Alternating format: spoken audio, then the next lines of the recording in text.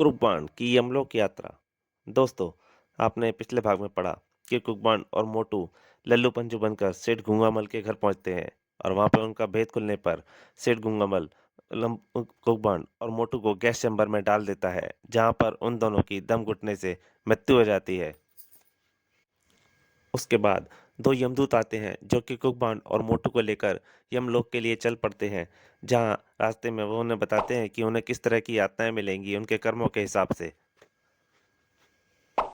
उधर सेठ गंगामल के आदमी जब लंबू कुकबॉन और मोटू की लाश की तलाशी लेते हैं, तो उन्हें तलाशी के दौरान कुछ भी नहीं मिलता। और तभी उनका एक आदमी खबर लाता है कि बाहर पुलिस आ गई है। तो वो पुलिस से बचने की तैयारी शुरू कर देते हैं। और इधर इंस्पेक्टर पटाखा सिंह तो वहाँ पे तलाशी लेने पहुंच जाता है। यहाँ तक की कहानी आप कम यमलोक यात्रा के पहले भाग में पढ़ चुके हैं। अब उसके आगे लैट्रिन और बाथरूम तक उन्होंने चेक किए, लेकिन पटाखा सिंह के हाथ कोई ऐसा सूत्र नहीं लगा जिससे यह प्रमाणित हो सके कि सेठ गंगामल गैर कानूनी काम करता है। वह सोच में पड़ गया। आश्चर्य है, कुकबान ने इस तरह का मजाक क्यों किया? फिर वह खुद कहाँ चला गया? मेरे लिए और कोई हुक्म है इंस्पेक्टर साहब? हमें मिली इंफॉर्मेशन गलत हो गई सेठ जी। इससे आपको तो तकलीफ हुई है और साथ ही मैं इसकी माफी भी चाहता हूँ। अच्छा, अब हमें इजाजत दीजिए। और फिर वह अपने साथियों के साथ बाहर आ गया, लेकिन उसके मन में यह बात अभी भी खटक रही थी कि नहीं, कुकबान मेरे साथ ऐसा मजाक नहीं कर सकता। जरूर दाल में कुछ न कुछ काला है। सुनो, तुम चारों सेठ जी कोठी की सावधानी से निगरानी करोगे और जब तक मैं आदेश ना दूं तुम लोग निगरानी से नहीं लौटोगे। Yes sir. उसके बाद पटाखा सिंह के सिपाही कोठी की निगरानी करने चारों तरफ फैल कर निगरानी करने लगे। और जब गूंगा मल के आदमी ने ऊपर जाकर देखा, तो कोठी की निगरानी रखी जा रही है। और सर, हमारे लिए एक और मुसीबत खड़ी हो गई है। कहो क्या हुआ? सर, इंस्पेक्टर पटाखा सिंह यहाँ से वापस तो चला गया, लेकिन उस सादे वेश में उसके आदमी अपनी कोठी की निगरानी कर रहे हैं। और कुकबान और मोटू की लाश की कोठी से बाहर निकालने खाने लगाना अब खतरे से खाली नहीं है। ये तुम क्या कह रहे हो? मैं ठीक कह रहा हूँ सर। छत से मैं सब कुछ अपनी आंखों से देख कर आ रहा हूँ। ओह, तो ये तो वास्तव में बहुत बुरा हुआ। खैर, तुम ऐसा करो, उन दोनों धतूरे के बीजों को कोल्ड रूम में रखवा दो ताकि उनकी लाशें ना सड़ें। जब एक दो दिन में पुलिस की निगरानी हट जाएगी तब उनकी लाशों को ठिकाने लगा देंगे। ठीक है सर।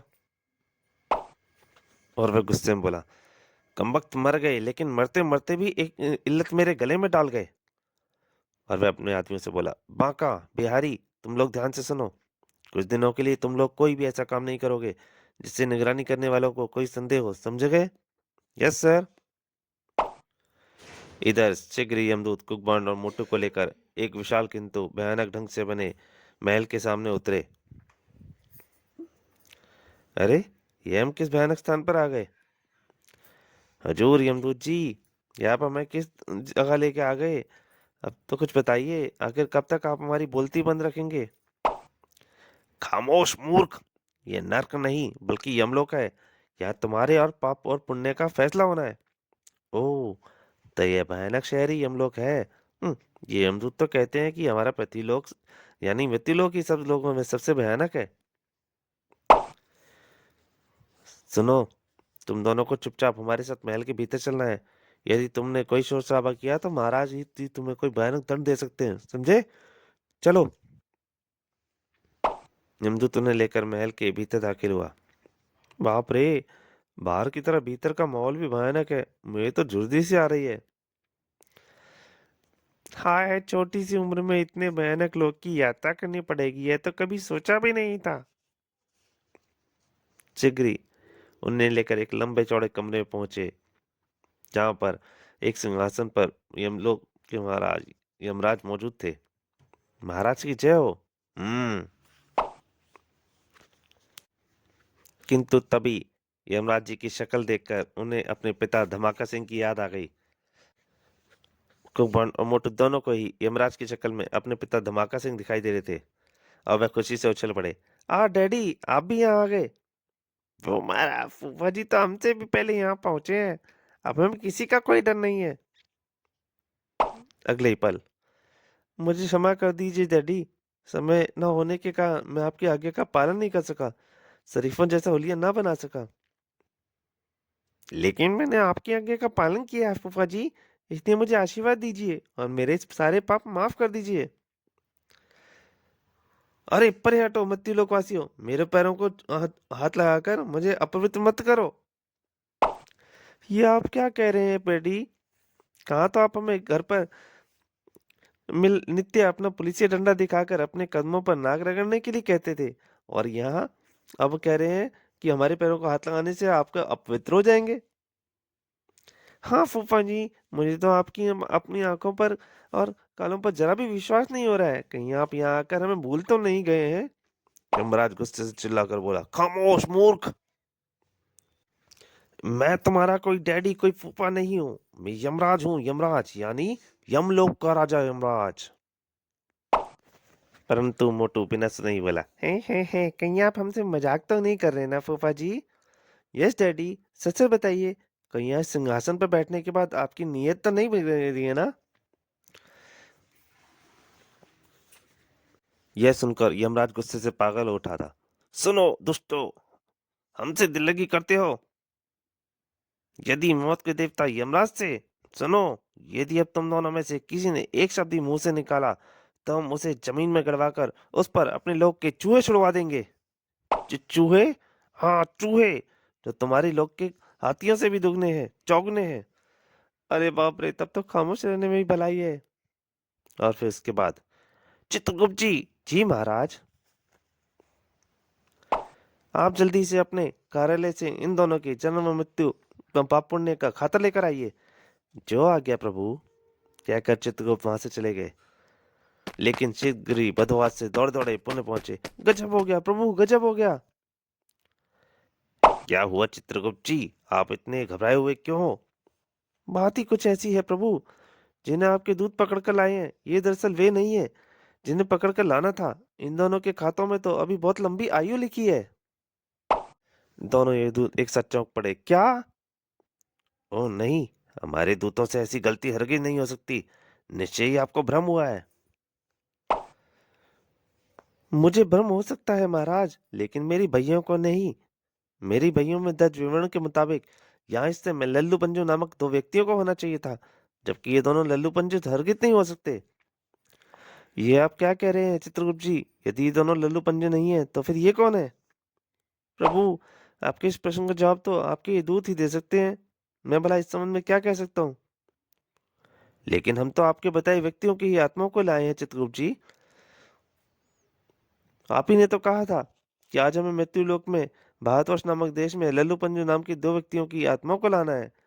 वो सेठ गुंगामल की कोठी नंबर 13 लिंक रोड में 7:10 पर मृत्यु को प्राप्त होंगे। मैंने ठीक कहा था, लेकिन और ये दोनों वह नहीं है। इनमें से एक का नाम कुकबान उफ अनोखे लाल और दूसरे का नाम मोहन उफ मोटू है। परंतु 7:10 पर तो हमें यही दोनों मृत्यु को प्राप्त होते मिले थे। सत्यानाश, फिर जरूर कहीं कोई गड़बड़ हुई है। ठहरो, मैं इन दोनों से ही पूछता हूँ। और वे कुकबान और मोटू की तरफ देखते हुए बोले, ए, तुम दोनों लल्लू पंजू की जगह सेठ गुंगामल की कोठी पर कैसे पहुंच गए, और लल्लू पंजू की जगह तुम दोनों यहाँ कैसे मारे गए?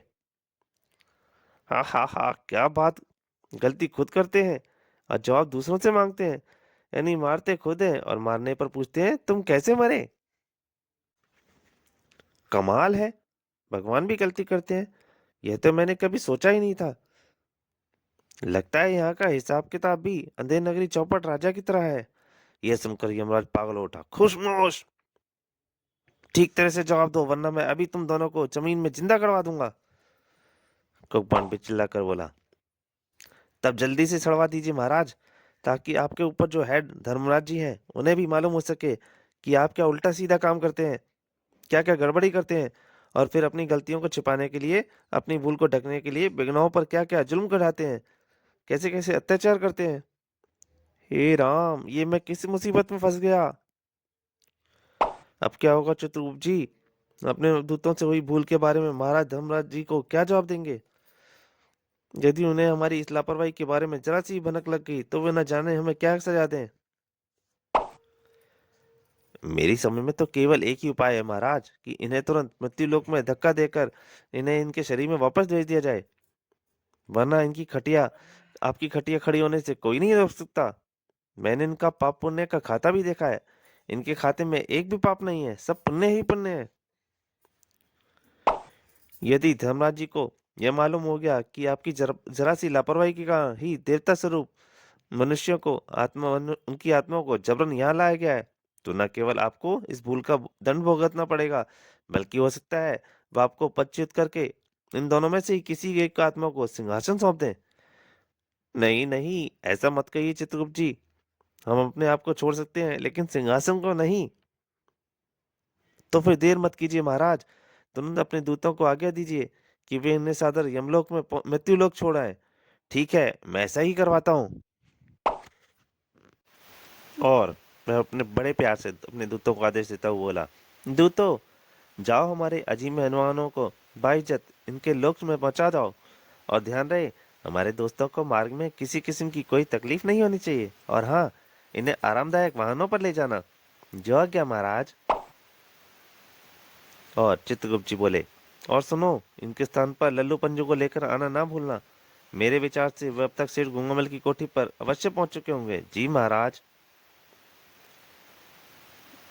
और फिर, मेरे प्रिय मित्रों, हमारे दूतों की छोटी सी गलती से आप दोनों को जो कष्ट उठाना पड़ा, उसके लिए हम क्षमा प्रार्थी हैं। आप दोनों इनके साथ जाइए, वे आपको पुनः आपके शरीर में पहुंचा देंगे। परंतु कुकबॉन्ड तो अब तक मन ही मन एक योजना बना चुका था। क्षमा मांगने से अब कुछ नहीं होने वाला महाराज। गलती आपने की है, इसलिए अब गलती का फल भी आपको ही भुगतना पड़ेगा। क्या मतलब? तुम क्या कहना चाहते हो? सिर्फ यही कि अपने लोक में ऐलान से पहले हम धर्मराज जी से सारी बात बताना चाहते हैं। नहीं नहीं, तुम ऐसा नहीं कर सकते। हम तुम्हें उनसे हरगिज नहीं मिलने देंगे। तब हम भी आपके दरबार से 1 इंच भी नहीं हिलेंगे, चाहे आप हमें जमीन में ही क्यों न दफन कर दें। हाय, यह किस चालाक इंसानों की आत्माओं के पाला पड़ गया। और वह चित्रगुप्त जी की तरफ देख के बोले, चित्रगुप्त जी, आप ही समझाइए इन्हें कि ये हमारी बात मान लें। दोनों ने हमारी जान के जंजाल बनने जा रहे हैं। धैर्य महाराज, मुझे कुछ सोचने दीजिए। इतना कहकर चित्रगुप्त जी एक सोच में डूब गए। यमराज जी की समस्या का चित्रगुप्त जी ने क्या हल निकाला? क्या कुकबान और मोटू यमलोक के साथ साथ स्वर्गलोक में भी यात्रा कर सके? सेठ गुंगामल और उसके साथियों का क्या हुआ? क्या यमराज जी कुकबान और मोटू को वापस पृथ्वी पर भेज पाने में सफल हो सके? इन सब प्रश्नों को उत्तर जानने के लिए मनोज कॉमिक की में कुकबान और के आगामी अंक का इंतजार कीजिए, कुकबान और स्वरलोक का हंगामा, जो कि जल्दी इस चैनल पर आगे मैं डाल दूंगा। अब तब तक के लिए नमस्कार।